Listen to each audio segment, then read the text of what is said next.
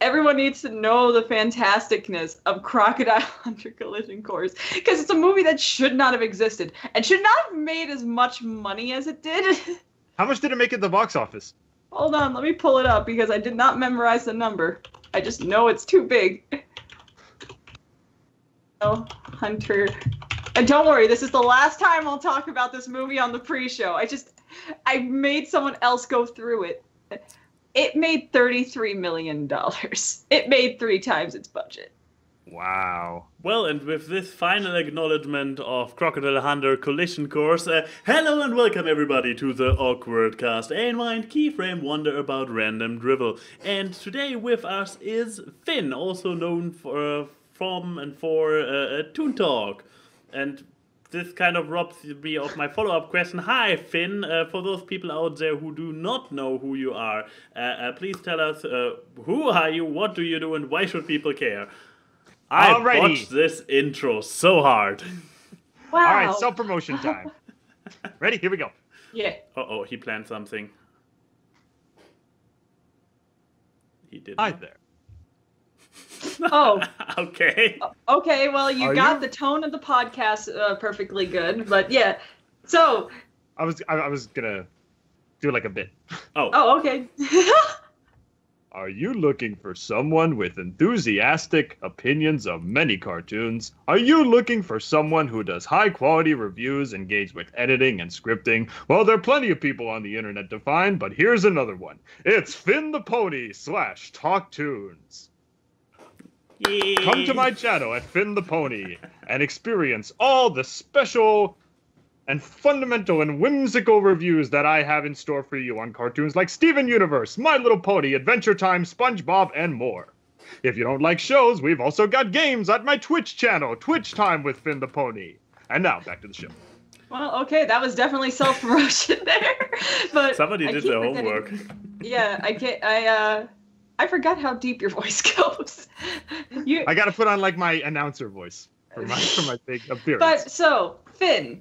Yes. We have a time on the show where we realize how boring us as hosts are. So we shoulder the job of entertainment onto you. What are some highlights that have happened in your life recently? All right. Well, ladies and gentlemen, That's how you don't botch an intro, A&Y. Anyway, go on. All right. Well, my Christmas season was a very, very difficult one, but it is jam-packed with highlights. I recently finished my college classes, which means I now have an official Bachelor of Science. I am a college graduate. Ooh. Woo! Dr. Finn? Yes. So soon to be Dr. Finn. As soon as I get my master's, I will be a doctor. So, what was I going to say? I've also, as far as the Christmas season goes, we had a great celebration. The whole family came over, including my lovely girlfriend, Takara POV. Aww. She said she had a fantastic time. We did all kinds of stuff. We opened presents. We spent time with the family. The New Year's celebration was fantastic. Hoping for an awesome 2019.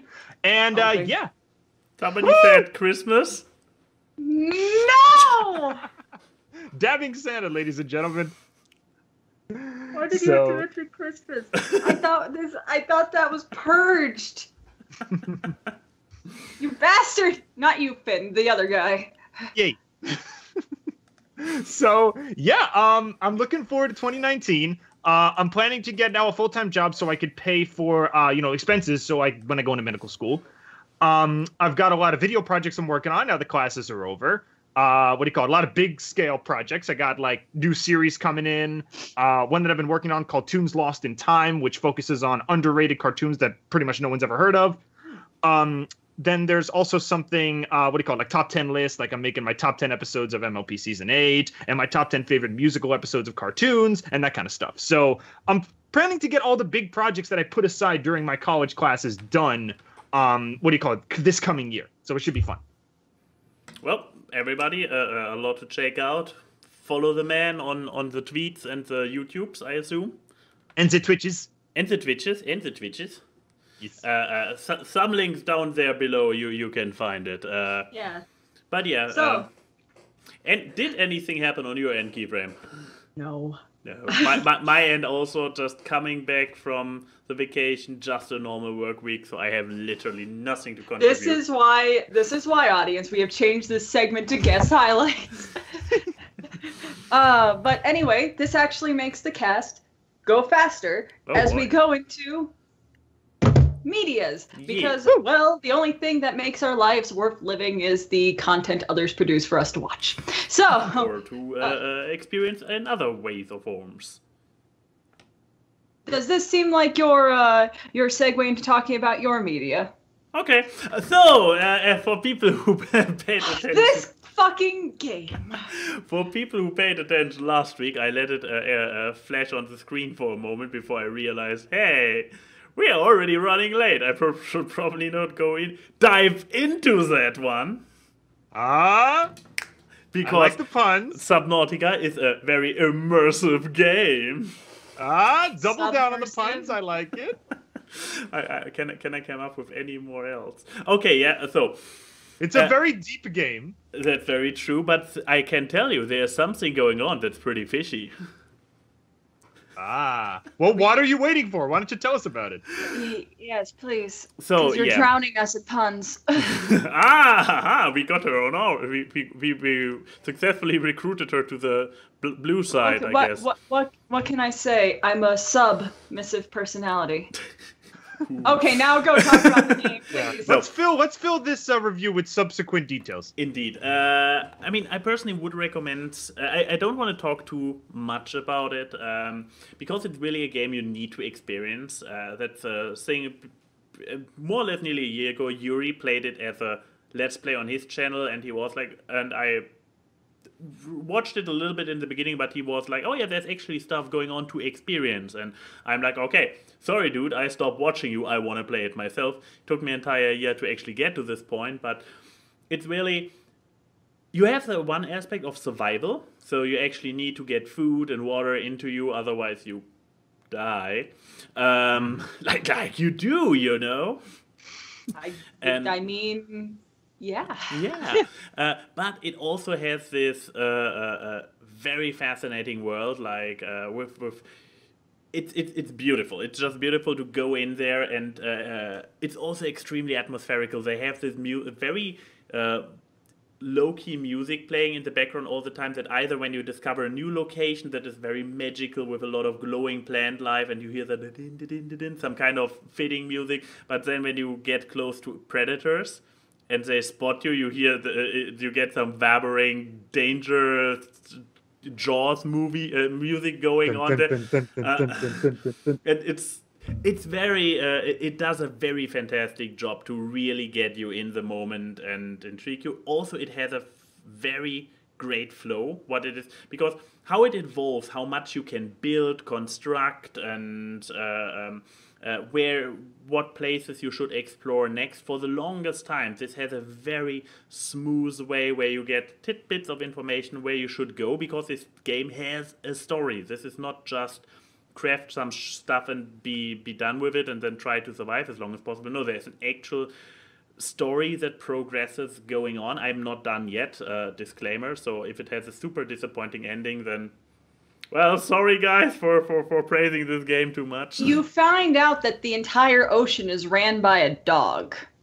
Bum, bum, bum. It turns out this was all some kind of sick game because he never learned to do the doggy paddle when he was a puppy, and this is all just a sick game to see if humans could survive in the same environment. Exactly. And then you get abducted by aliens.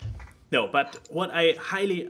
first of all, if this sounds in any way or form like a game that could be interesting to you, atmospheric, low-key survival, I would say it's not this too hardcore survival, but also exploration, and you actually have stuff to explore because they did not overdid it. It's not a computer-generated world, but an actually crafted world, so every area, every item set in the landscape is there with a purpose, or is to a certain level calculated. If this sounds in any way intriguing, please go on the next Steam sale, at least go check it out. I hope you have a good enough computer because it is quite hungry, the game.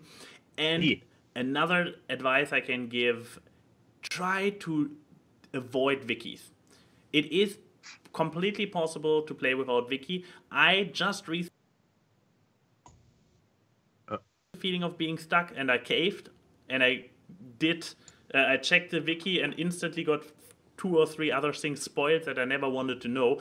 And the tip, my tip for you guys to avoid getting into the same situation I did, keep exploring. If you have the feeling you are stuck, keep exploring the landscape. If you haven't been everywhere, try to go to the places you haven't been to. Then it probably will progress naturally without you actually turning this game into a wiki game, because it is, once again, created so smoothly that you don't need to go to the wiki.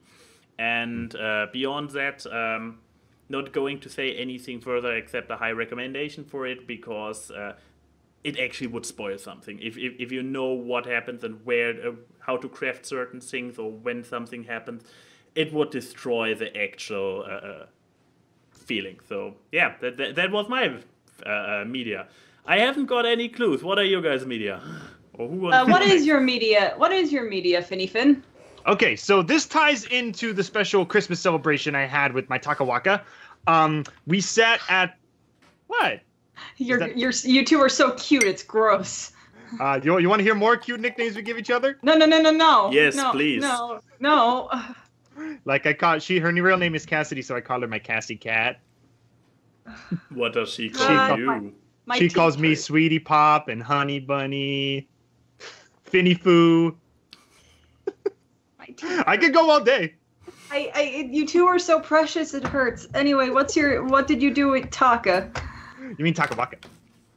What did you do with Taka?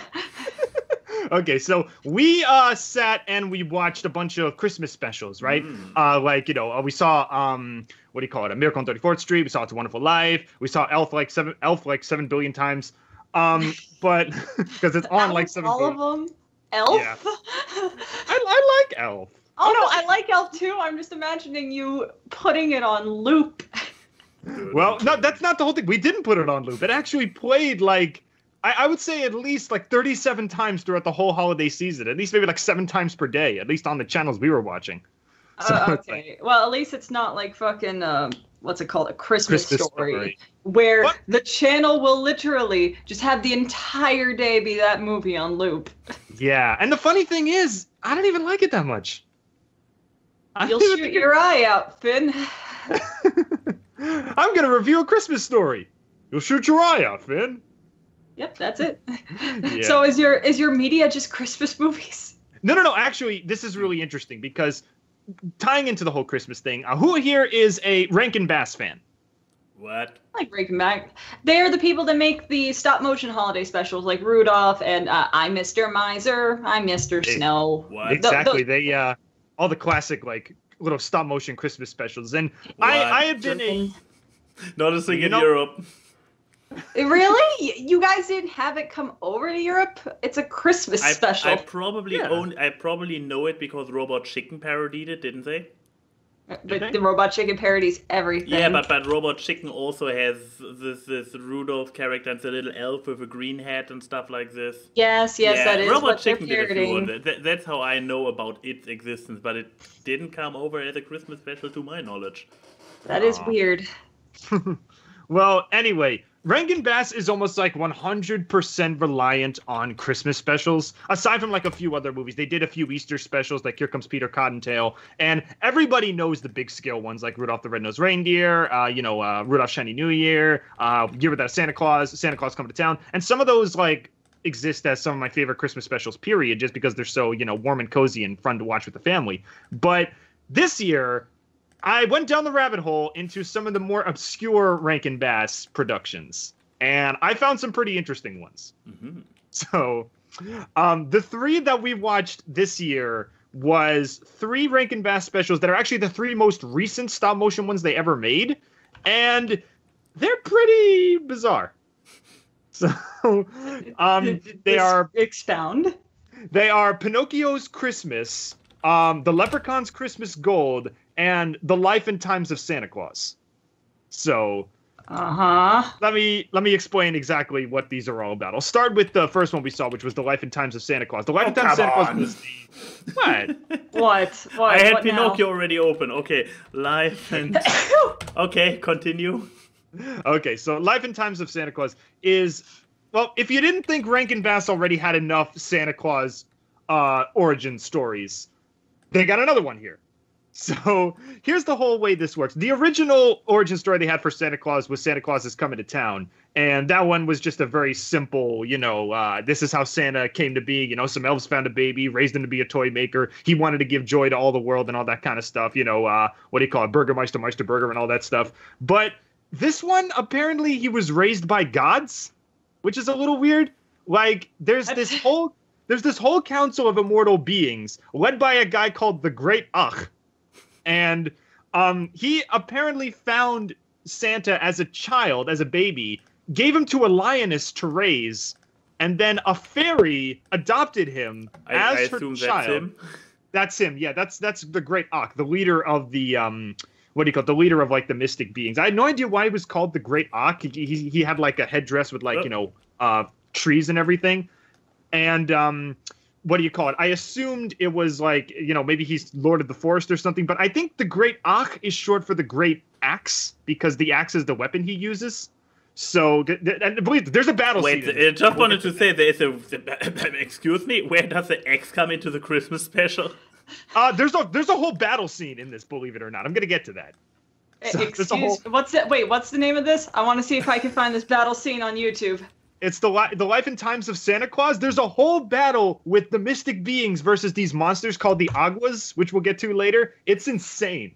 So anyway, so that's the whole thing. So they find baby Santa, give him to a lioness. She raises him. Then a fairy adopts him, and raises her as her child. And then they decide, you're not an immortal. You're a human. It's time for you to go into the real world. It's time for you to go live among the other humans. So it's kind of convenient because the mystic being like, living area, the forest, is right next to a human civilization. Like there's a mountain and everything.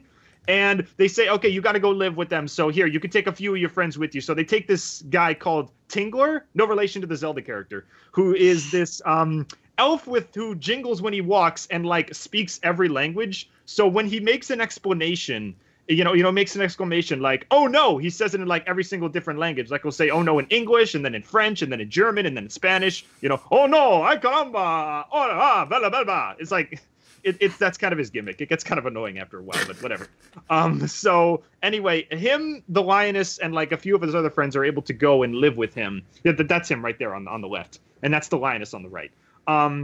Anyway, so now he goes and he builds this little workshop, and he makes toys and everything, and then he realizes, there's a human civilization, right down the mountain. Let's go deliver some toys. Well, he can't because unlike in Year Without a Santa Claus, where it makes sense, it's a nasty dictator who doesn't like toys, So obviously, what do you call it? He's just gonna be like, oh, ban every toy. I don't want any toys anymore because I tripped over a toy and like I broke my leg or whatever. But this one, it's monsters called Aguas who turn invisible. These guys, they turn invisible and they basically just kind of harass Santa by like stealing his toys and pushing him around when he's invisible. It's like, that's not very nice. And the whole reason that they're doing this is because they want to influence the young children to be bad people. And they think giving them toys and goodwill is like going to stop that from happening. So anyway, the Aguas like, bug Santa, but then the Great Ach, comes to his notification. It's like, this person is under the protection of the mystic beings. You will not harm him. So, what do you call it? Then the whole battle scene begins where he summons this gigantic silver axe, like, the axe of the gods and everything. There it is right there. And he, what do you call it? Should I put on a spoiler warning at some point? Yeah, because you're giving a pretty good play-by-play, man. Yeah, well, this is something that must be witnessed, honestly. Like, this is something where words do not do it justice. You actually have to see what happens.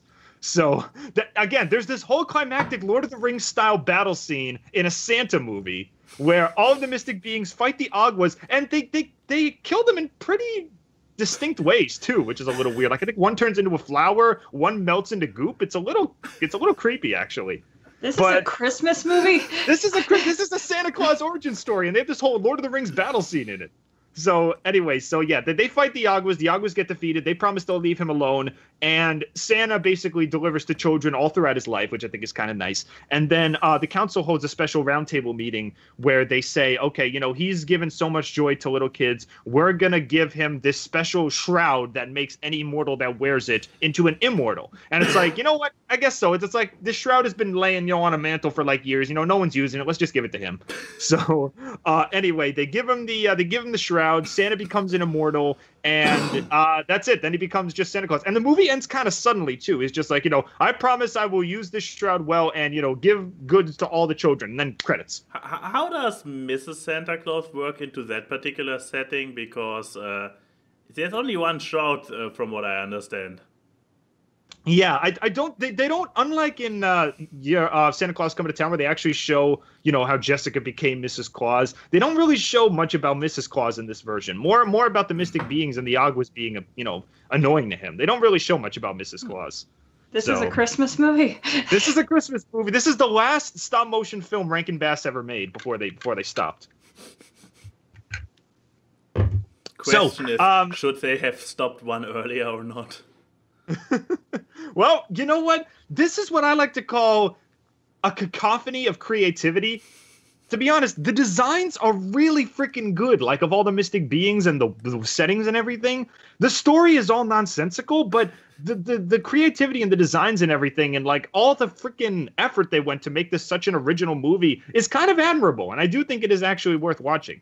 It's a fun watch, if anything. So I liked it, actually. Yeah. So yeah, guys, if you ever want to check out some classic Christmas movies, go check out Life and Times of Santa Claus. You won't regret it. All right.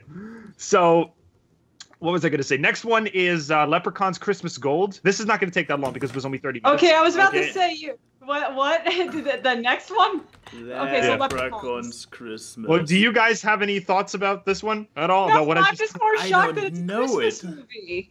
I'm intrigued. Yeah, it's definitely the most out there Christmas movie you'll probably see, at least stop motion wise. And like I said, it's really weird, but also really, really creative. I admire all the effort they put in to make this movie. And it's like they had to come up with at least 11 unique designs for mystic beings and all that kind of stuff, and they all gave them unique titles, like Lord of the Winds, Lord of the plants and everything, forests and everything, and it's kind of cool. But anyway, so Leprechaun's Christmas Gold. I was actually exposed to this one when I was a lot younger, because it has one of my favorite Christmas songs ever, Christmas in Killarney, which is something that I have on my iPod, which I play during Christmas breakfast every morning. But anyway, so Leprechaun's Christmas Gold is kind of, I don't want to say weird. It's actually kind of cool. It feels like the tone of a St. Patrick's Day special instead of a Christmas special, because the only real mentions of anything Christmas related is that the sailor that comes onto the island is getting a pine tree for a Christmas celebration. And then they have the Christmas in Killarney musical scene, which shows Ireland during Christmas time. But that's literally the only two references to Christmas in the whole movie. So I don't really know why they call it Leprechaun's Christmas Gold if they only have two references. But as far as animation goes, it's nice. It's colorful. The plot is kind of cool. They have this little island where the leprechauns go gold mining and they get all the gold and they put it at the end of the rainbow. And then the rainbow is actually the thing that reveals the hiding spot where the gold is, which is both counterintuitive but also kind of creative. But anyway, so this guy is on a sailing ship and they drop him off and say, hey kid, go get that pine tree that's inexplicably growing on a beach somewhere. And so he goes and grabs the pine tree and unleashes an evil banshee by the name of Mag the Hag. Obviously. So yeah, and apparently banshees are big puddles of tears. They're literally made of tears, but they manifest into human beings and they can change whatever form they want, which is kind of cool. I assume this young lady here? Well, that's one of her transformations, yeah. She actually changes into a young lady to try and trick the sailor boy into, into giving her gold. Because that's the whole thing. Banshees will be able to live as long as they have gold that is given to them willingly. So, but here's the whole thing I don't get. Mag is supposed to be the bad guy, but she doesn't really do anything bad. All she wants is just gold for her own survival. She's not willing to steal it. She's not going to hurt anybody. She's just kind of, I don't know. She just wants the gold to survive. But they still kill her good in the end, or? Kinda, yeah. Here's actually the whole thing. The very ending, Mag's like story arc is like resolved in like 1 minute, literally 1 minute. Like they give her the gold willingly by accident. Like I said, this is the form that she gets to trick the sailor into giving her the gold. And then she goes to where the gold is hidden. But it's the day after Christmas, so no, she can't have the gold anymore. So then in 1 minute, immediately fades away, gone, defeated. Finished. Merry Christmas, life sucks. Yeah. And another thing that is kind of resolved really quickly is what do you call it? There's this kind of side plot where, but you want to hear the name of the main leprechaun's name? What's the main leprechaun's name? It's Blarney Killicalarney. I feel offended. Yes, so Blarney Killicalarney and his wife, what do you call it? Are having sort of a I want to call it like a marriage argument, I guess you could say, where they're just marital spat.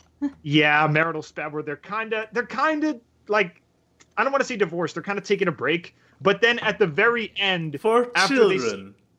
Yeah. And then and there's actually this kind of creepy scene with what do you call it, where you see their silhouettes on the wall, and there's this like really hostile going on, like It's like, you want to show this to kids? Is this? I feel like the production people were projecting something from their childhood, being like, "This is what my Christmases were like. This is what you had to deal with." Yeah, it's like that's a little weird. And the funny thing is, they resolved that thing. What do you call it? They resolved that whole thing in, again, only a minute. At the very end, after Mag is defeated, it's like, oh, well, you know what? I guess I was wrong. Okay, I guess we can be husband and wife again. Okay, the end. So it's like, again, it's a cute special. It's got some good songs. The animation is great, and I like the idea of an Irish-themed Christmas special. But they resolve the conflict so quickly. The villain isn't even really all that evil. It's like, I actually kind of feel sorry for her. She just wants the gold to extend her life. It's like she's not even hurting anybody. I kind of feel sorry for her. It's like you want life support, lady. Yeah. Yeah, it's like that seems kind of mean. And the biggest thing is they have mines and mines full of gold. It's like, can't you just give her like, I don't know, a gold bar or something? No, it's like Smaug. He's got to hoard everything. Just got to hoard it all for themselves. Yeah, and it's like I feel kind of sorry for her by the end of the whole thing, and it's like it only lasts 30 minutes, so I guess it makes sense. They kind of had to rush it a little bit, but again, it's an okay watch. It's cute, animation's nice. Music is nice, songs are good. Conflict felt a little bit rushed, but as far as aesthetics and, Rankin Bass charm goes, I think almost every Rankin Bass movie has a lot of Rankin Bass charm. This one is okay. I'm just saying, dude, the way you're pitching this movie, cute is not the adjective I would say. Yeah, there are some very out of place scenes in this movie. Like you hear the opening theme, like, rainbow makes gold appear, and it's like, everyone knows that rainbows end in gold.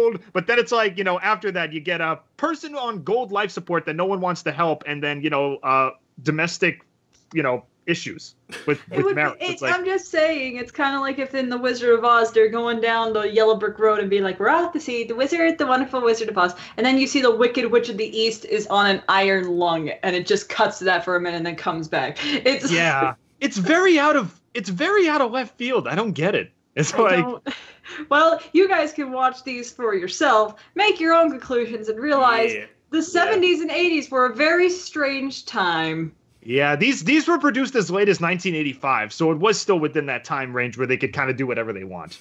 So good old times. Yeah. But anyway, so this one was okay. It wasn't the best Rankin Bass movie I've ever seen, but as far as like difference in tone and it still has the charm to it, aside from a real few out of place scenes and some really rushed conflicts, it's a pretty good special. It's only 30 minutes. It won't waste too much of your time. I'm gonna ruin people's lives with my medias. I have All right, two. I have two. One is really quick though. Yeah. And then oh wait, I have one more I wanted to do was Pinocchio's Christmas. Okay. Then we're done, and then I'm sorry if I'm taking up too much time. It's okay. This is why our lives are boring and we didn't have anything going on in our weeks. So go on. Okay, so Pinocchio's Christmas. So this is one I have seen before, and apparently it's a sequel to another stop-motion Pokemon movie.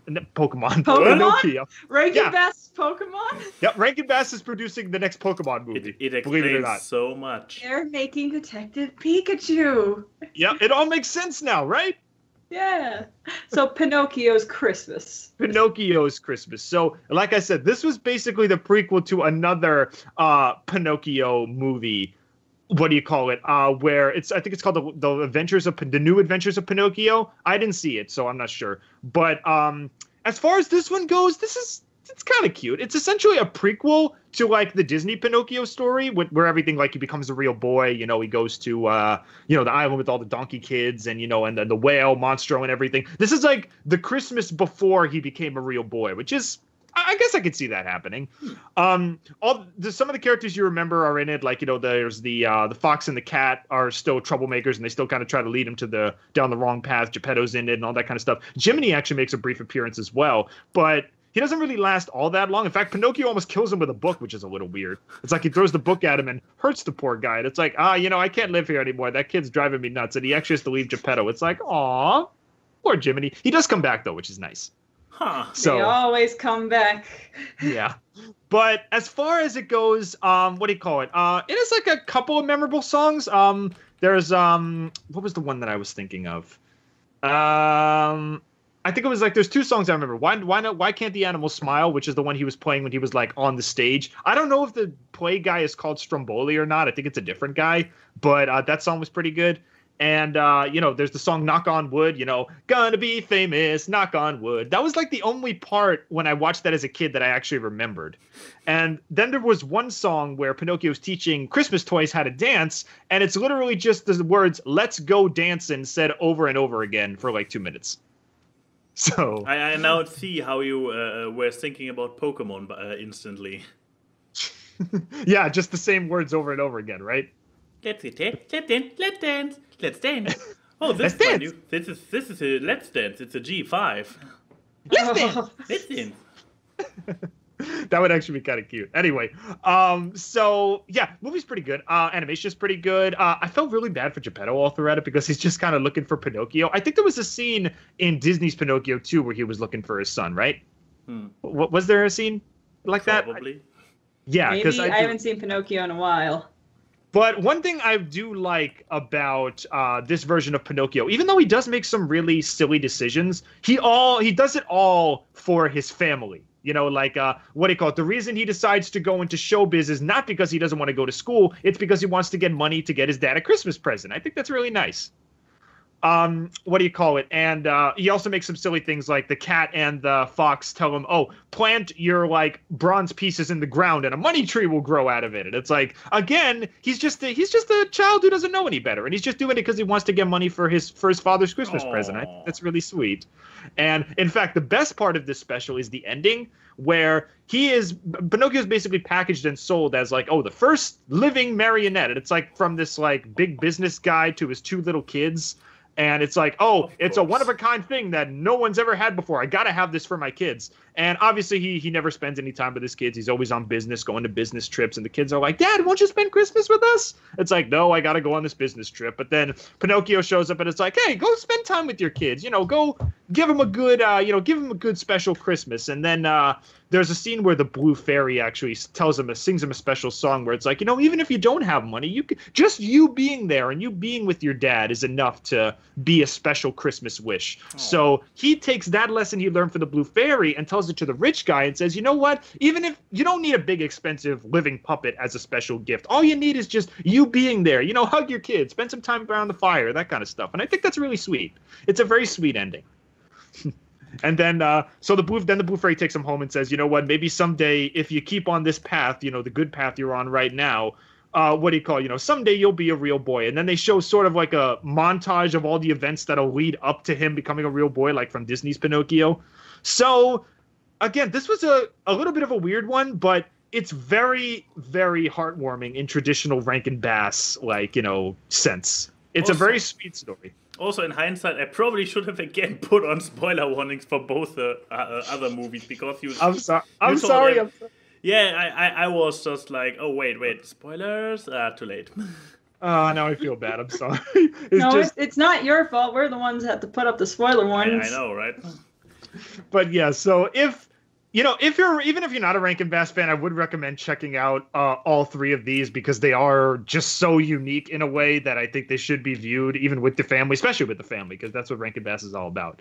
So yeah, that's 3 movies I saw this Christmas that I was not expecting to be as what they are. Oh boy. So sorry for taking up so much time. Oh, it's after okay. all the positivity, what did you bring to the table to spoil the fun, Key? Okay, well, one thing I want to recommend to people is because I watched a lot of Netflix. For once, I'm not advertising a YouTube channel. Ooh. But no, I found out that one of my favorite comedians has some Netflix specials, and I'm very happy. So if you're a fan of stand-up, look up John Mulaney on Netflix. Yes! I fucking love John Mulaney. If you Me don't know too. who John Mulaney is a stand-up comedian and the voice of Spider-Pig in Into the Spider-Verse. Spider-Ham. Spider-Ham, and That's not helping that it's cut off. the one that I watched was called Kid Gorgeous at Radio City. And that one's my personal favorite out of the 3. And he just, first of all, the man looks and sounds like he stepped out of the 1950s. Like, he just, especially at Radio City Music Hall, when you have this very classic thing, he looks so at home there. But his demeanor and he's one of my favorite comedians that's not like completely sardonic and depressed as like Bo Burnham is. He just has some really great stories. Like he talks, like I think in this special he talks about how useless college is by describing it as like a prostitute that you paid a bunch of money for and you got nothing out of it. And then he talked about this one cop guy that constantly came to his school back when he was a kid that didn't encourage kids not to get kidnapped, but to almost get kidnapped. So that way when they go on the news, they could talk about how the police officers' methods saved their lives. What? Okay. And then what was the other like stories? He had like 1,000,005 because it's an hour-long special. But he's just so funny, and he has like his voice. Let me just say, he's very mumuch from the Northeast. His voice is, now let me tell you about this and that, and he did. The thing about stand-ups is that they need to have charisma, and I think that's why so many people don't like certain acts like Amy Poehler or it's either Amy Poehler or Amy Schumer, something like that, where they just kind of say, I have sex, and then it's like, we're supposed to laugh. But, you have to be good at telling stories. You need to be good at having a personality. You need to be good at playing off, because you realize the recorded specials are just part of a tour. Yeah. There must be some bust shows like where no one laughs, and you got to play that off, man. So I always have the biggest respect for stand-up comedians, and that's why everyone's like, oh, they keep hiring stand-ups and big movie actors to voice in movies. I'd rather them pick stand-up people because they're actually funny. Hey. That's actually the whole thing. It's like when you have stand-up comedians and, a joke falls and nobody laughs, they just keep going. They keep going with the jokes. And it's like, I have nothing but respect for people who can keep going even if nobody's laughing. That takes a lot of courage. Yeah, but just saying, if you don't know who John Mulaney is, here's the thing. You do. Because some of his stand-up specials are just straight-up memes. Salt and Pepper Diner. Salt and Pepper Diner, where it's like... putting in 5 plays of What's New Pussycat, and then 1 It's Not Unusual. And that was when the afternoon went from good to great. And then the One Thing You Can't Replace, where he talks about him going to a huge party, everyone getting drunk and the police coming. Yeah. And then he finds out that like the kid who threw the party lost a bunch of pictures of his grandparents, and then fast forward a few years, I'm not going to spoil the end of this, but if It's- you've seen the special, you know. But I would say watch all of John Mulaney's specials. They're great, and I needed them as brain bleach for the other thing I watched on Netflix, which is also possibly Netflix? the Okay. worst thing I ever watched on Netflix. Oh boy. All right. It is so bad. I can't send the trailer for it because we might get banned off Twitch. Negativity shield. So I'm just gonna pick this picture because it was the safest picture I can find. Okay. Okay. This is a Brazilian show that got dubbed in English called Super Drags. Super drags? Let me describe this show. Oh no. I'm just looking at the image. You guys know what a drag queen is, right? Yeah. All right. So there's the homework I don't need to give you.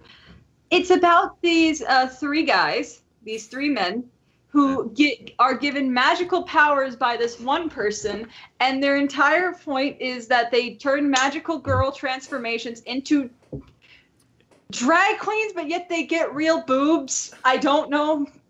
And have to fight these people who are trying to steal the highlight, which is the energy that all LGBT people have in their bodies. And it is... Let me guess, it's rainbow colored. It is rainbow colored. Of course it is. To stop Oh this my person- god, I just see where the highlight comes from. Yeah, but like, yeah, so, and then they have to stop the forces of... I believe Finn is not going to talk to you ever again. Yeah, so let me keep describing the story. It's much better if I'm describing it than making you watch it. I can imagine. They have to stop the forces of Lady Elsa, which is the person in the middle that's over the yellow one, who is trying to steal it so she can become all beautiful and giant and big boobed and all this. And it's like watching a car crash in slow motion. Me and Taylor could only get through one episode. Because at first it started as funny bad, and then it just ended bad. Yeah.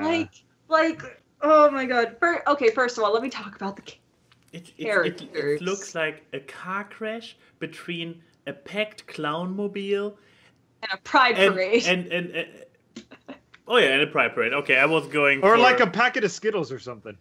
Oh yeah, and a Skittles transporter. Yeah. So yeah, anyway, the characters. So the three guys are like just gay guys. The middle one's like the brains of the operation. Then there's the red one that's this kind of angry black man who always has his dick showing. He wears short shorts, so you constantly see the shape of his schlong. Are you looking up the character? No, I don't think I want to. No, I'm looking at Max. He's having his searching face on. What's the name again? Super Drags. Super. Can you actually show that on here? That's No, the thing. we're not doing I have that. multiple screens, so adults only, honey. Okay, but 16, age 16 instead of 18. Okay. I will just Keyframe. You keep talking. I will just watch it, and you guys can see my face. Oh yeah. Okay. So Where's yeah, the there's trailer? Yeah. Do you want to watch the Red Band trailer? Okay. Because there's a Red Band trailer and a normal trailer, and they're both bad. Okay. I'm watching the trailer. You keep talking. Right. Okay. So yeah, there's and then the blue one is like this otaku person who's like this big guy has a shrill voice. Apparently, in the Portuguese dub, he's a brony too. So that's just great. So it's basically just Blossom, Bubbles, and Buttercup, but it's gay guys. Yes, and They all have crotch bulges. yeah. Yes, they all have bulges, but the they Scarlet jiggle. guy is... Yep, they have jiggle physics. Oh, but, God. like, the thing is, this could have been funny as a poke yourself, like, haha, we're making fun of ourselves show, but I'm not sure if it was made by people who actually like the community or hate it. Because it's this weird limbo of, I don't know if it's self-aware or not. Because in the English dub, they do actually get real drag queen people to voice the characters. so cool, but it's so not painting a good picture for any of these people. Is it like, it looks like it would be something tongue-in-cheek or like comedy or parody based, but I mean, it's comedy, but like, if anything even slightly looks like a penis in real life, it is drawn exactly like a penis. And then like the person who gave him the powers has a dildo robot as its butler, and then like the first episode is that the woman makes the attendants of this concert, who are all apparently gay, eat cookies, and with that gains the power to control them to become a giant naked gay orgy mecca. So that's what I just saw in the trailer. Okay. And the super drags, their way of defeating them is doing a lip sync battle to Bonnie Tyler's "I Need a Hero." That apparently that's what makes it break apart. And this show is so bad. In the first 10 minutes, one of the main heroes is saving a person from drowning, and cups the guy's balls while he's unconscious. Like, it's not good at all. Like, you people know me. I tend to like garbage things. Oh yes, you do. I mean, the past two pre-shows I've been singing the praises of the best movie of 2002. But I have standards, believe it or not. And this one, I know there's only 5 episodes of this show. I ain't sitting through episodes 2 through 5, unless I have a lot of alcohol and a lot of friends to help me suffer with it. But if you people want to watch it, come up with your own opinion. I encourage that always. But fair warning, if it's something that makes me feel like I lost life by watching it, I don't know what will happen to you. You may have your face melt like that guy in Indiana Jones. Yeah. And that's the thing. I don't mind drag, because some people are like, oh, you just don't like drag queen culture and all this stuff. And I'm like, no. I'm friends with a lot of gay people, and a lot of things I like are unequivocally very gay. I watch Steven Universe. That is Pride Parade the show. Let's face it. The children's cartoon, yeah. Yeah. But this just feels like, I mean, it was made in Brazil. So basically, a very Christian country. So basically, we have I lost my train of thought. What's your train? What? Do you want me to expunge further about how the blue Sailor Moon looking one is also apparently a brony? Because that's just great. No, I was trying to come up with another summary of it. So it's basically the crudeness of Big Mouth in a Sailor Moon storyline with Skittles vomit all over it. Yeah, it's Big Mouth without any of the attempted intelligence. Like, that is the best way I can put it. Also, the one thing that they did, which I don't even know is much better, is that one of the other villains, the dude on the right,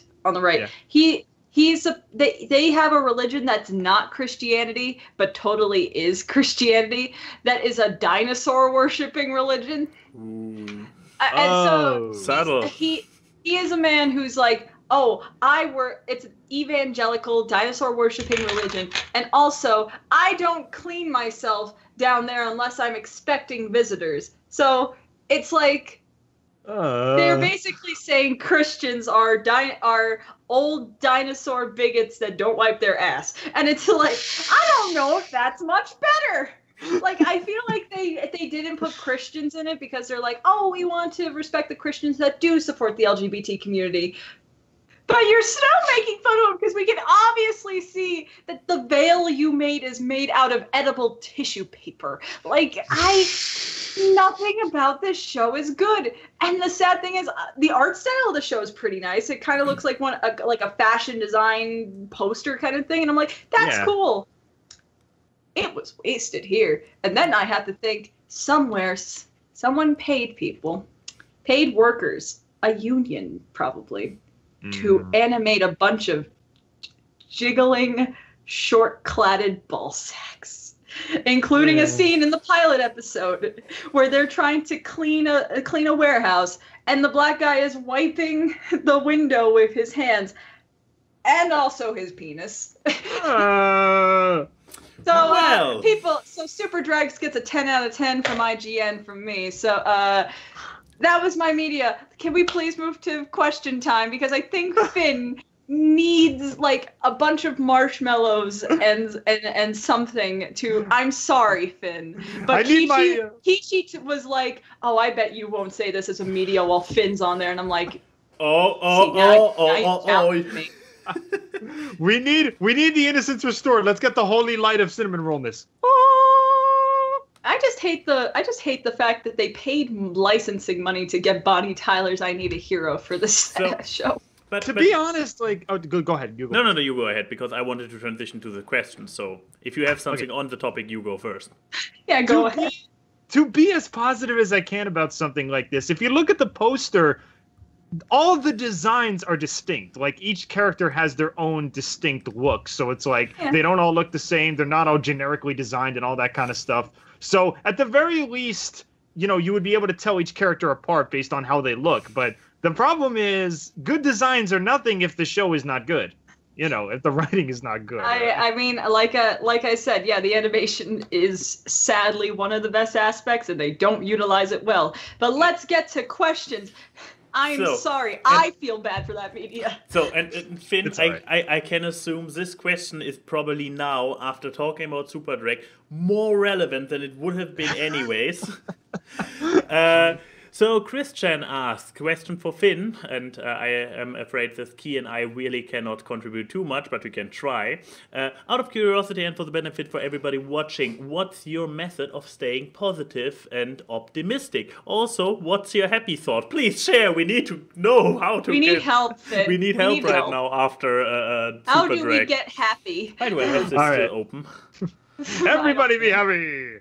So, my favorite coping mechanism to stay positive, which has gotten me through college, job hunting, literally almost everything that's been stressful in my life, I basically think in my head of all of the good things that I have going on in my life. Like, if school is driving me nuts or the tests are going crazy, I think, the tests are nuts, but you know what? I come home to my nice home. My mom is there. She's going to give me a hug. I got my friends I can talk to online. I'll play one of my favorite video games. It's very comforting. It's like, even in the darkest abysses of, the time that I've had, I at least always have something to go back to. And when I replay all of those positive things I have back to myself, it's like, you know what? Life could be worse. I'm happy.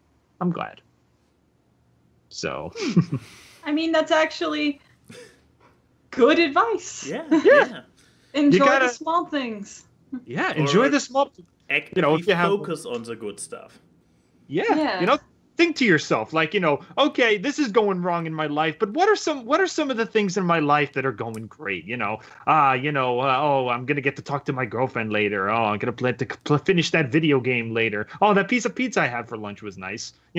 Just a little slideshow of all the events in the day that made it like, you know what, it could be worse. Some good things happened today, and I'm happy.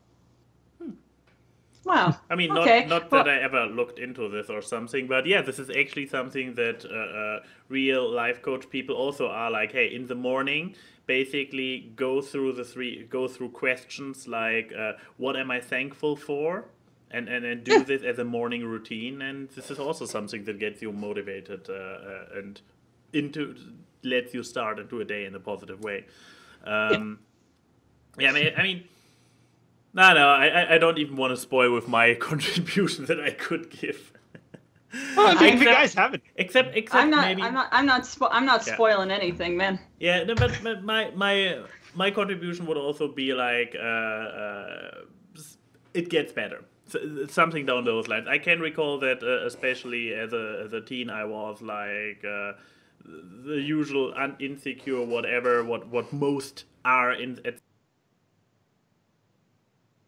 Also had often enough moments where I was down and depressed, and while while I was never really too deep down, I still had the moments where I was a little bit emo and over dramatic, at least in my own head. But yeah, eventually you find your path in life. You find something. I mean, if you would have told me 10 years ago, hey, you will be a system admin and you'll be super happy with it, I would be like, this sounds uncool. I want to be a YouTuber or whatever. But no, you find something you are okay with. It doesn't need to be the most sparkly, happy thing ever. I mean, look at stars who live the dream. They are also just as fucked up as anybody else. So they're just fucked up with money. Yeah, and they don't seem too happy about it either. So it will. I know this sounds super lame. Like, it will get better if you finally get settled in life and you're like, hey, I have my job, I have my hobbies, I know what I want in life, and it's but it's one where I'm like, hey, barely anything makes me unhappy nowadays. So that's one thing. Aww, yeah. This is as positive as I can be. I feel like it's hurting you. I can feel you slowly, like your body is bubbling because this positivity is just destabilizing your form. Buddy. Do you need a hug, ANY? No, that may actually kill you. I will burst into flames if you do that. I hugged the man once, and then when I let go, I just saw that he was melting. Yeah. I reserve my hug resistance an entire year until I come over for conventions to America, where there is a lot of hugging going on. So and I feel my resistance, like, okay, I can do it. One more hug. Okay, I can survive the next one. Anyway, should we jump back and forth between Twitter and that's Discord? That's what I was thinking. Before we do the next question, though, I do want to say one thing, which I told you guys in the pre-show, which I will say to you guys. If there are a lot of hard things going on in your life, I will say this. When something great does happen involving your friends or your career or whatever, going through all of that bad stuff makes the good stuff just feel so much better. Yeah. So, yeah. So if you're going through a lot of hard times, just know that when you do get that spark of happiness in your life, it's going to feel immaculate. Yeah. So, yeah. So, okay. Keep on trucking, guys. Now, to follow up this super positive, uplifting question, Wolfhead Brony asks, oh, yay. Anyone up for some jawbreakers? I'm no. out for Too it. bad. Fuck, marry, kill. Ed, and Eddie from Ed, and Eddie. I don't know the show. I literally Someone can't. please explain this to A and who these characters are and what this show is. I'm just going to pull up a Google image. Let's see. So Ed and Eddie. Yeah, exactly. God, there's no good pictures. Okay, this is a terrible question. This is a terrible question. Open image in. Okay, so I assume. Oh, it's a similar one to the one I found. There they are. So are they lined up correctly? Is this Ed? No. Is this Eddie? No, actually, that's Double D is on the left, Ed is on the right, and then Eddie's in the middle. So they're actually all in the wrong places. Yeah, so Ed is the dumb one better? with the unibrow. That's Eddie, Double D, and Ed. So they're never actually put in like the correct place. So this is exactly reverse, right? Exactly reverse. Okay, so if we you can flip work it with horizontally, you got Ed, and Eddie. Can I flip in my browser? Wait, I can flip in my thingamajig here. Isn't there a flip button somewhere? There's a flip button. Flop. Okay. Terrible question. Now we have Ed and Eddie. Okay. So you guys, here's a great idea how we can solve this. You guys explain your fuck, marry, kill. In that context, I will probably get a little bit of an understanding of the three characters, and then I will hopefully build my own choice on top of that. Go. All right. I guess Finn, you go first. Okay, so I'm gonna change this game from that to holding hands, kiss, and kill. No, what do you call it? I'm gonna change it to kiss. What do you call it? Kiss, hug, and like I don't know, just talk. You're so wholesome, it hurts. But yeah, go ahead. Yeah. I'm not sure how so, to envision this. the only exposure I have to Ed and Eddie is Taka, because she loves the show and she showed me a few episodes. If I had to, I would probably say Double D is my favorite, so I would probably put him in the first category, in the kiss category. You're gonna smooch him? Yeah. Ed is gonna be Hug, because he can be kind of dumb at times. But he is really funny, and he is also kind of cute sometimes too, with the way like he cares about his sister and everything. And Eddie's a good character too. It's kind of fun to see how actually yeah, Sonic 2 has the right idea: kiss, hug, and just be friends. that's here's also the thing between fuck and marry. One is a one-time thing, and the other one is a permanent bond. So, kiss and hug is so basically. Best friend, acquaintance, and not friend. Yeah, basically. Or no, best friend, and acquaintance. How about that? Then yeah, again, there you go. Yeah. Yeah. Okay. Right. But yeah. Ed, so yeah, Double D, best friend, Ed, friend, and Eddie, acquaintance. That's all how right. So. Now let me go to the R-rated answers. Oh God, I hate this. I grew up with this show.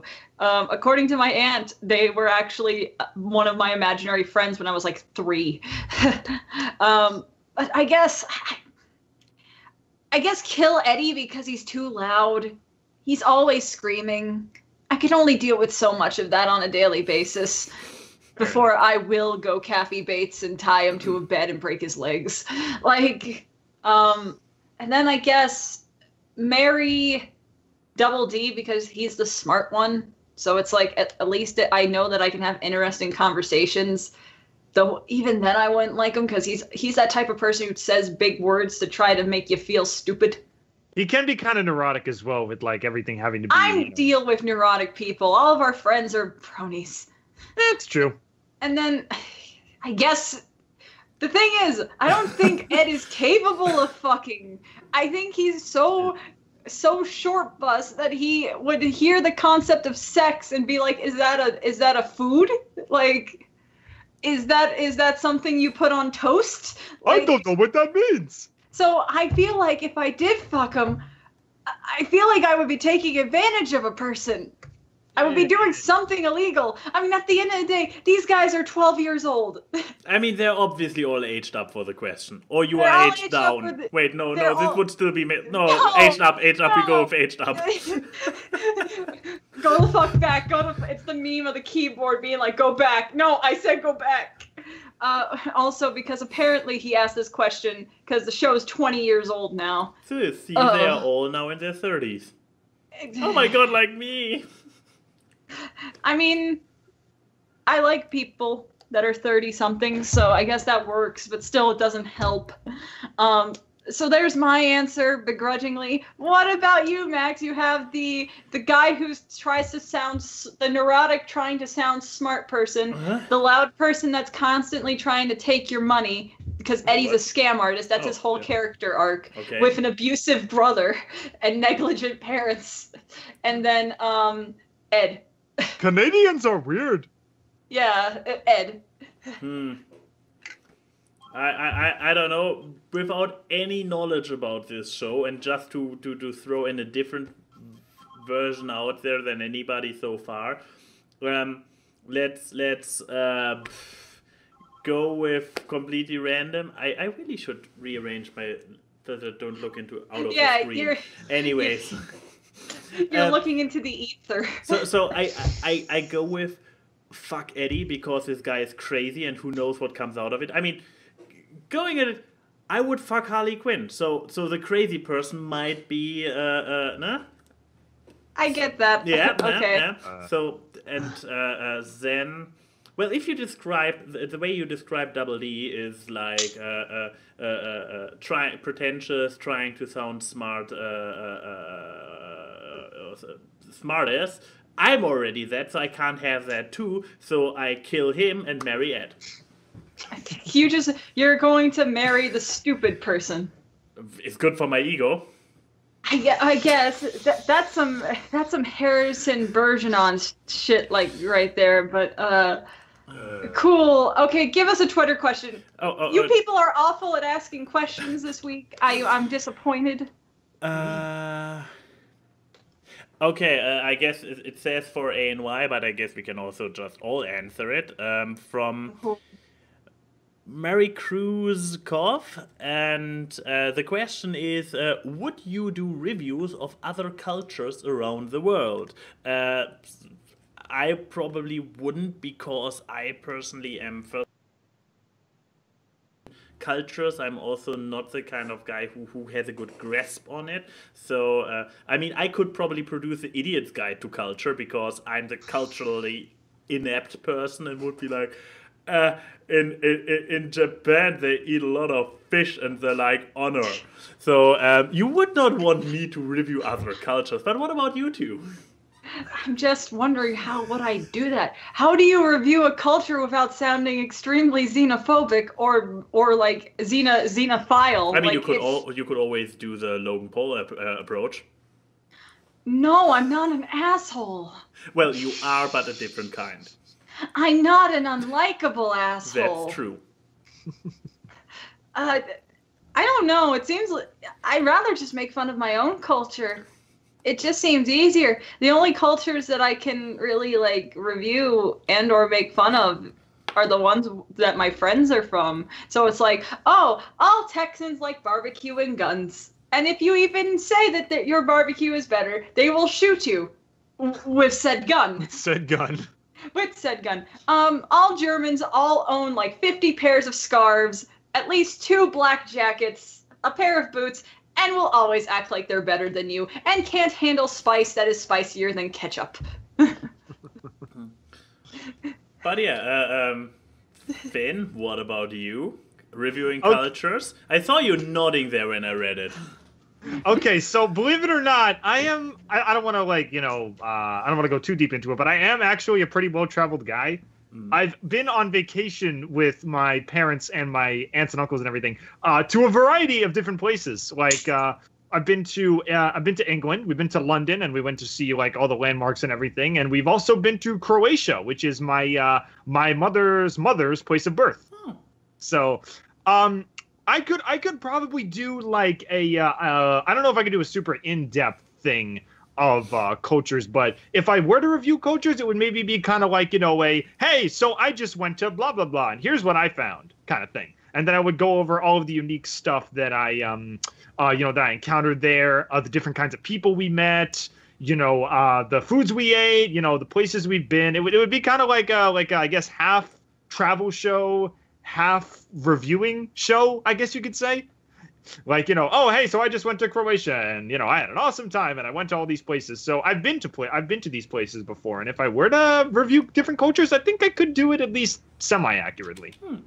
So I would just use it as an excuse to travel. Like it's kind of like Cox and Krendork saying that their excuse for a Travel Channel show where they get to travel all over the world is just so Krendork can look at different old doors and call it Kren doors. Kren doors. And Kren Floors, the spin-off show.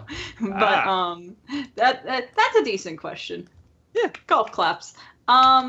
Let's see. From Enigma Royal Prince. Who is the dappiest or dappest person IRL that you know in terms of style and appearance? I think he means like dapper, like well dressed and very best professional. Dressed, stylish, cool. Can I say myself? Because that would be a lie. Neil Patrick Harris, so this way nobody else can take him. Ha! God damn it! Fuck you. That was gonna be my answer. I don't. You can always say Elton John. I like him, but no. Look, man, I like a lot of colors. However, I don't think that. This is the thing. It has to be an IRL person. That I think. They said. We all know millions of people. That's true. Oh, I thought they meant like personally know, like our friends. If it's personally known, I don't know. Everyone I know just wears T-shirts and jeans that they don't wash for like 3 days. So it's like. Excuse me. Well, Dr. Wolf usually wears like his dress shirt and vest even when he goes to conventions. He looks like a nerd. Yeah. He looks like a nerd that comes to your door asking if you want to hear the good word. That's not nice. I know it's not nice, but he knows that I say not nice things, and that shows that I'm nice because at least he knows it. Okay. Hey, But nothing wrong with honesty. I'm not a back talker. That's what I mean. Point is, honestly, if I'm talking about a person in real life, probably the guy right below me. I like your style with the scarf and the jacket and stuff. I think you actually clean up pretty nicely. Not wearing a scarf or a jacket at the moment, but thanks. I'm saying in general. I've been around you enough that I know your general style, and even your whole YouTube persona with like the vest and the maroon shirt and all that. Yeah, it's a nice glasses, style. You look very professional, and you also look really fun at the same time. So it's like business casual. Can I second that? Yeah. Oh, you're gonna steal our. Okay, this is the ego stroking A&Y hour. Okay. You guys better deal with it. Yeah, I mean, cool. Yeah. But I guess if we're going by anyone like celebrities and all that stuff, I don't know anyone who wears leather jackets. No. My favorite person's style is Dan Avidan, Danny Sexbang, because when you actually see what he wears all the time, it's like, the white leather jacket and the slightly ripped pants. He has a very 80s style, and I'm like, And his hair too. Oh, God, what is it like to have hair that isn't super flat? But, no, him, and even his Danny Sexbang outfits, I would wear the shit out of those every day. I don't know how many of my friends would want to hang out with me if I was walking around in a sequin jumpsuit with the Star of David on it. But that would be a great test of friendship. Hell yeah, boy! There he is. Look at it. It's such a great style. Look at that bell-bottom jumpsuit with a cape and the ugliest pair of sneakers I've ever seen. But he rocks it. Look at him go. I know. It's style. It's class. It's a man with a very fine ass. It's Danny. But no, though I will say in the Africa music video, they had he had like this Ninja Sex Party leather jacket. And I'm like, I want to steal it. But there's your answer. Is there another Twitter question, friendo? I guess. You guess. I guess. Is the orange called orange because it is orange, or is the orange called orange because it is a color of orange? Who asked this question? Season the Wiccan. I know this person. Why did you do this? Well, if you deconstruct the similarities between the orange and the color of an orange, you would realize that orange and orange are technically the same shade of orange. So if you were to say that orange and orange are very similar, you would actually be on the right track. But at the same time, there's distinctions between orange and the color of orange to the point where there can actually be, some distinctions made that certain people have pointed out. I'm surprised there's not a lot of people in the orange reviewing community, so I can't really say that there are a ton of people that have pointed out the distinctions between orange and the color of orange. But as far as my thoughts go, I would say that if a shirt is orange, you would probably be able to find it a lot more bright and vivid than something that was just the color of orange. So I would say it's orange, not the color of orange. Yeah, exactly that was my thought, but you said it first, so no sense in repeating it. Keyframe, what about you? I should not be drinking at 1 p.m. Anyway, next question. I'm out of questions on Twitter. Can I also just say, don't drink wine that's been sitting out for a night and a half. Ooh. No. That was disgusting. That's just like flat grape juice at that point. Oh, no, it's not flat grape juice. That thing is fermented. Yeah. And there is no flavor. The flavor tastes kind of like. Have you ever drank rubbing alcohol? No, or shoe polish. Well, let's wash it down with another great question, which comes from a similar point, but since Little Chips asked it now twice, so let's finally answer it. Are Pop-Tarts a type of dessert ravioli? No, stop that. Get some help. If you think that you're wrong, and your parents don't love you, stop it. Get some help. He's a doctor. You listen to him. He's a doctor. He's certified Pop-Tartologist right here. So look, we all have our credulence here. He is a doctor going for his master's degree. He is a systems administrator holding a company together. I'm Italian. I think we know what we're talking about. Yeah. So, no. Also, no, because the thing that's around Pop-Tart is bread. What's around ravioli is pasta. Two completely differently made kinds of grains. So, no. Unequivocally, a Pop-Tart is not a dessert ravioli. No, How it's not dare Pop-Tarts. you? Okay, so next question. God. Oh, and next question. From the Judging Cat. What is the weirdest? Odie, Charles. What's the weirdest sight you've caught when looking outside a window? Oh. Into the real life TV? I assume. I don't. Finn, have you ever seen anything weird out of a window? Let me think. I'd actually take some time to think about that. Because I'm thinking like. You'll go last because I have stories. Ooh, go ahead, tell stories. Please go, because I have nothing popping into mind. I have 3 stories, and they're all great. Okay, I have one. But yeah. Okay, one was from BrodyCon. Okay. And it's because if you ever went to the Baltimore Convention Center, there are giant windows outside of the entrance, and we're just all waiting there for people. This was the BrodyCon you went to, Max. And I'm just standing out there, and I looked out of the window, and I saw a homeless man hug someone in a fursuit. Oh. Okay, that's definitely unique. And I'm just like... I wonder who of the two I should feel bad for. I don't know. Those fursuits take a lot to clean. Yeah, but then again, the poor homeless man. I'm assuming they were consenting with each other in that hug, but the second sight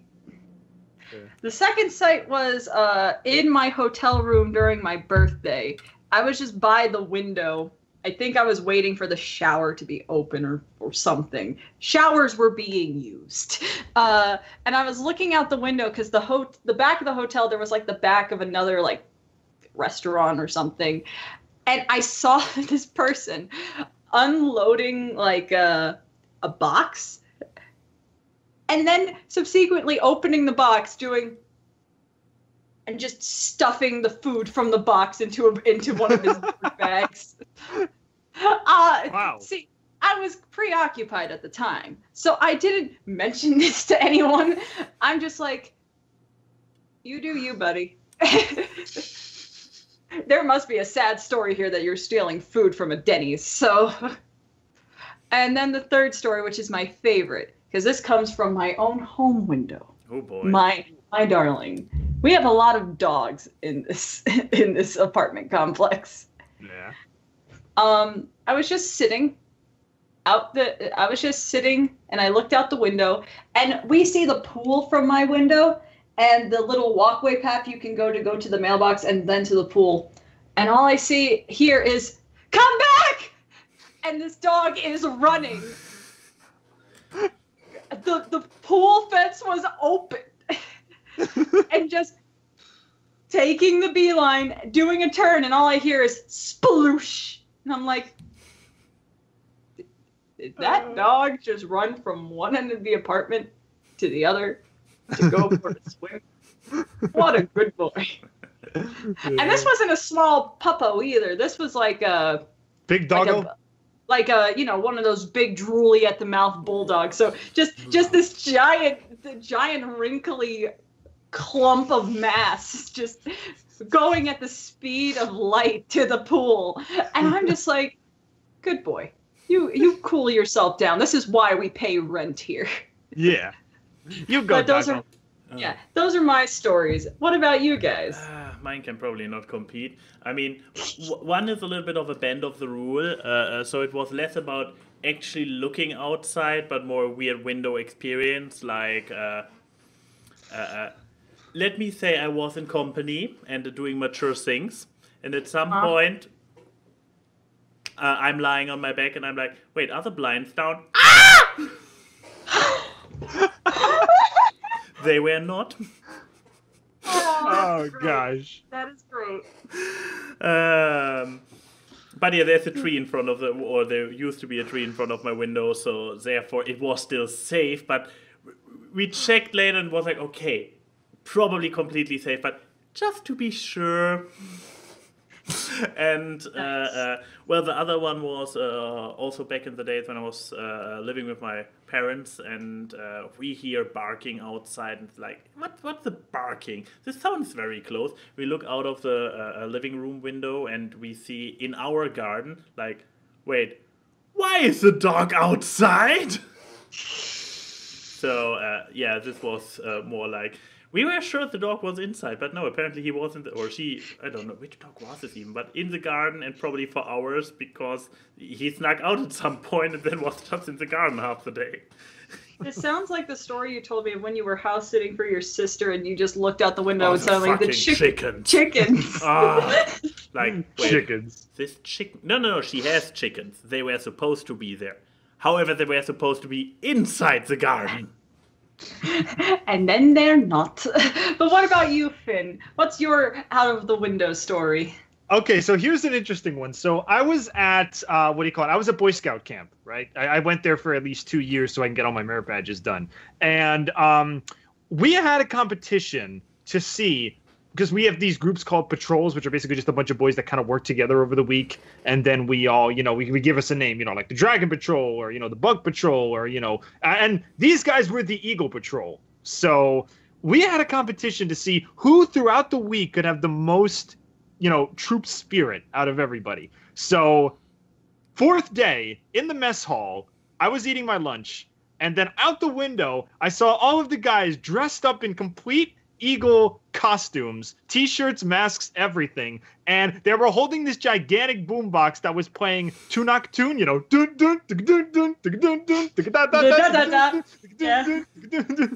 here they were. They made this grand entrance into the mess hall to show off how much spirit they had, but I got the first peek. So I saw them like walking down the road, coming into the mess hall, and then they just like waving this boombox around and like making flapping because there's an Eagle Patrol. It was really funny. It's like witnessing the first few moments before the bomb drops. Yeah, it's like I see them at the window. It's like, oh boy, something's gonna happen, isn't it? Something's gonna happen. Yeah. All right. Well, that was a good question. Here's another one from Enigma, because God, Enigma has so many. How expressive are the three of you with your feelings and emotions when interacting with others, either IRL or on social media? I guess how he means is like, how do we act on social media compared to us in real life, how extroverted, introverted we are. From a scale of 1 to 10, if it's higher than 5, what moments make you regress and be more passive and reserved? And if it's lower than 5, what would be the context of a situation that would make you more expressive and vocal? Going for the throat there, aren't you? I mean, here's the thing. I can probably, especially when it goes about. Okay, fine. Online. What was it compared online to real? To IRL to internet. It's IRL. Believe it or not, I'm actually often enough a quiet person. But more like when it's not my topic, then I'm not very outspoken. I can be completely silent, not talk to anybody for hours on end if I'm focused on something. People like and are feel comfortable around, like being colleagues or friends or whatever, then I don't stop talking, pretty much like on the show. Poor Yuri. Or Yuri was on board with it. Or Bart. Yeah. However, when it comes to emotion, I actually always very guarded with my emotions, so it very, very rarely I express too much emotion, especially publicly. So what would bring me out of it? I don't know. Someone stabbing you? I don't know. Probably. Something must really piss me off to get into a negative one, and publicly I would probably, when it comes to positive emotions, I would probably still be rather reserved. I assume. I'm not sure what would have to happen for me to publicly go like wah, la, la, la, la. Not the type for it. Neil Patrick Harris comes raining from the heavens and says, "Max Seibert, will you be my best friend?"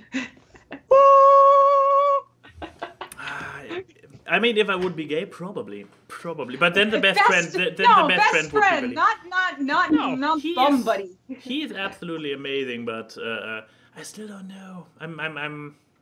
Will but you yeah, be you guys. my co-host on the best show ever? Aww. But yeah. Okay, what about you, Finn?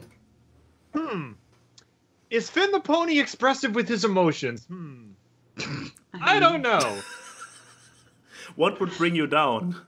Yeah, what would bring you down? Well, I guess a more serious topic, like something that requires a more stern face and less demeanor. So like for example, if I need to make a video about a serious topic, or like someone comes to me with emotional problems and maybe they want to cry a little bit or talk a little bit, I'll drop the boisterous attitude and just listen to their thoughts and give them my earnest answer, very straightforward kind of thing. So okay. I've done that before when I've talked with friends. So I can be straightforward and serious if the moment calls for it. But if we're talking about like, happy outward expression, like this is the kind of guy who went to his cousin's graduation party and was the only guy doing Gundam style on the dance floor. Why did the first thing that come to my mind was my cousin's funeral? Like before you said graduation. Why would I dance at my cousin's funeral? That wouldn't be nice. Maybe he asked for it. I don't know.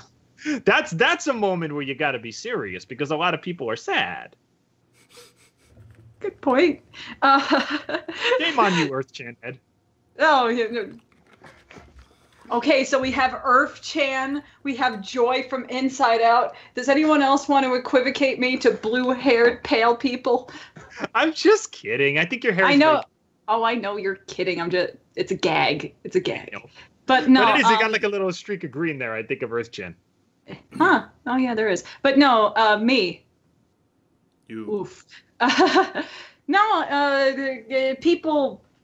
usually have the impression, because online, like here on the podcast and stuff like that, I usually present a very like boisterous attitude. Like I'm very high energy. I'm not like overbearing energy. I'm just, yeah. Yeah. But I would not say, and I guess people could argue with me if they know me, but at least in my personal view, I am not like that all the time. Quite the contrary.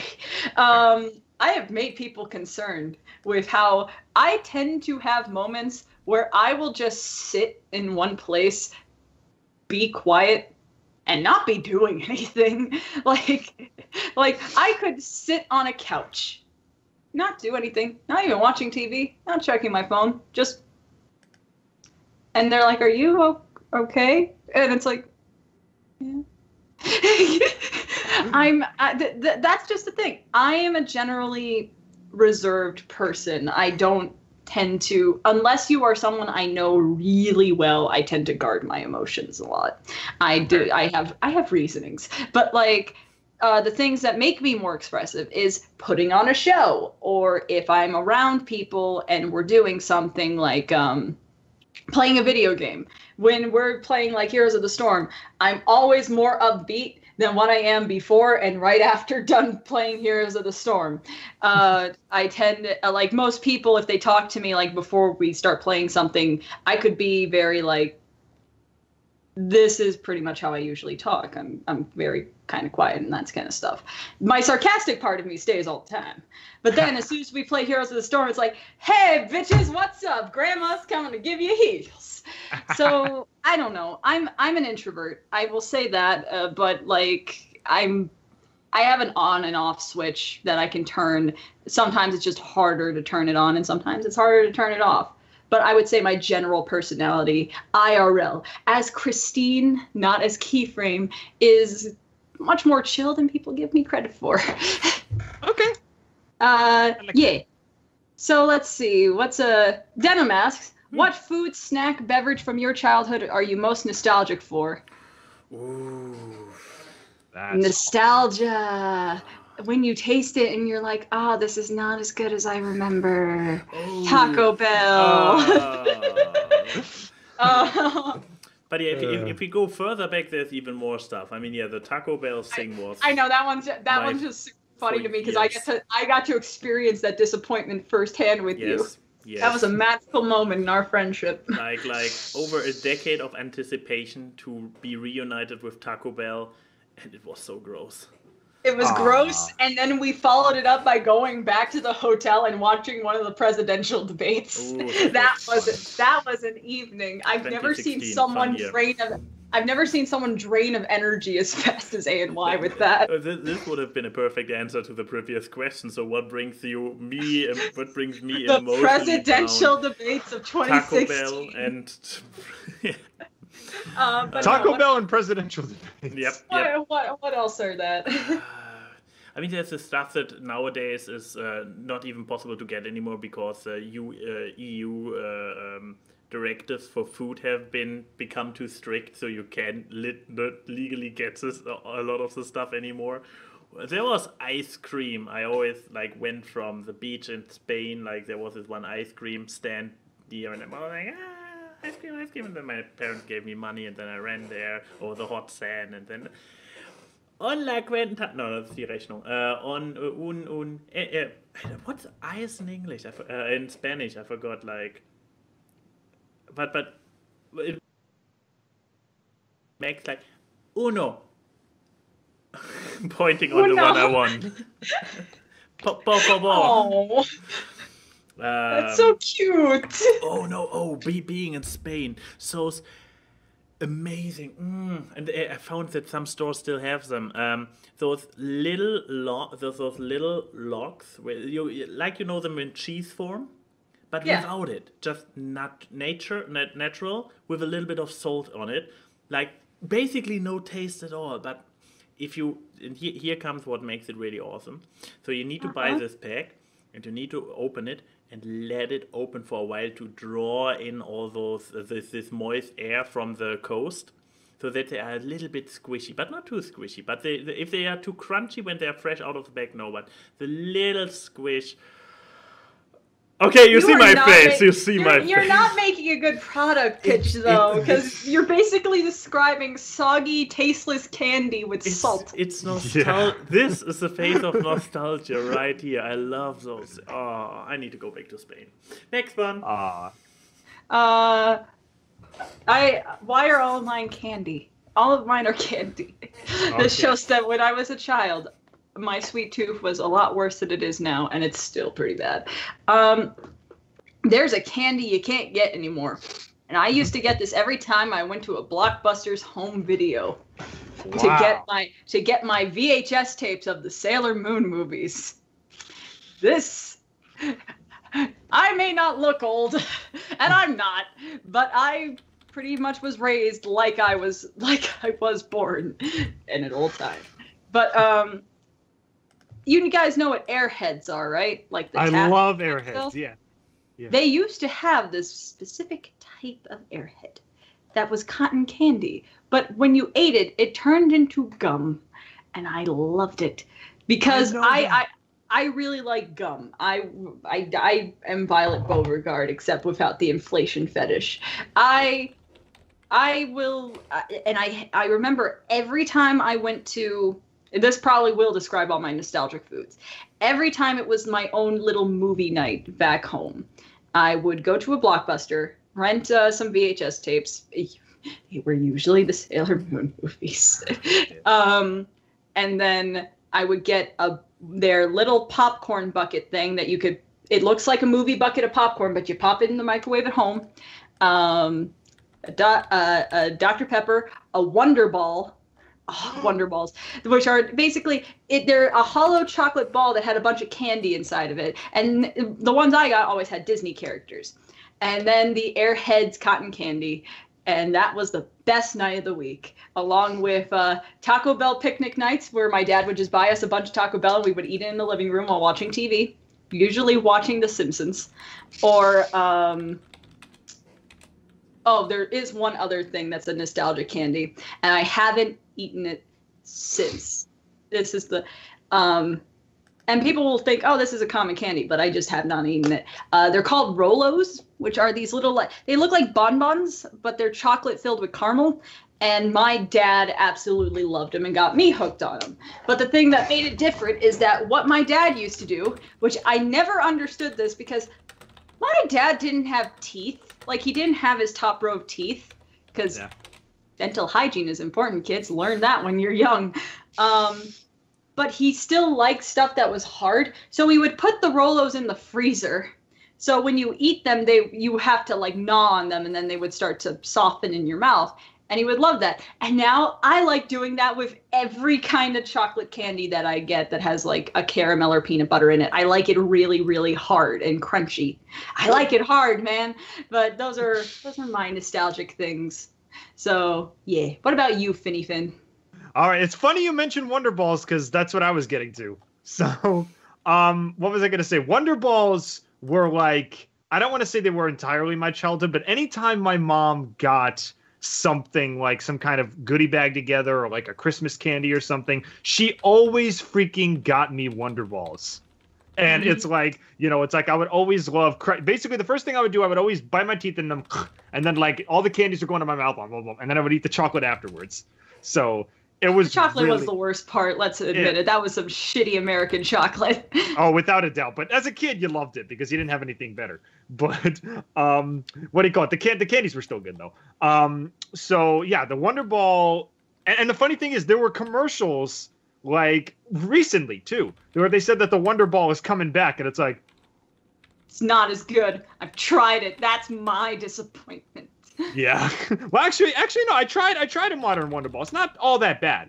If you want a disappointing nostalgic snack, I bring you to what I used to have for ice cream called Hoodsie Cups. If you've ever had them. Hoodsie Cups, yeah. Yeah, it's half vanilla, half chocolate in a plastic cup. You know that it's like, you know, you just eat it and all that kind of stuff. Chocolate vanilla swirl. And funny enough, I had not eaten a Hoodsie Cup in at least 10 years until I went to a local pizza place that I go to, and they had the Hoodsie Cups as a dessert, you know, obviously on the children's menu. But my mom got it for me because we went there for my birthday and got it to me as a little, like, birthday surprise. I stick my spoon in it to take a bite. The entire ice cream ends up on the spoon. And it's like, it was all just one congealed frozen mass. And then it's like, So then I finally take a bite, and it's like, so is it as good as you remember? No. No, it wasn't a congealed mass on my. Let me use this as a hammer, and I can tell you. Yeah, let me use this to break some ice cubes to put in for the next batch of cups. It's like, ew.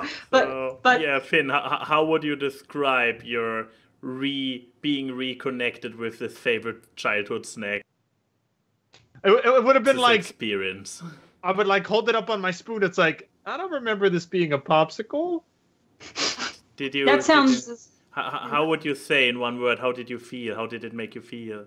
In one word that starts with an A. It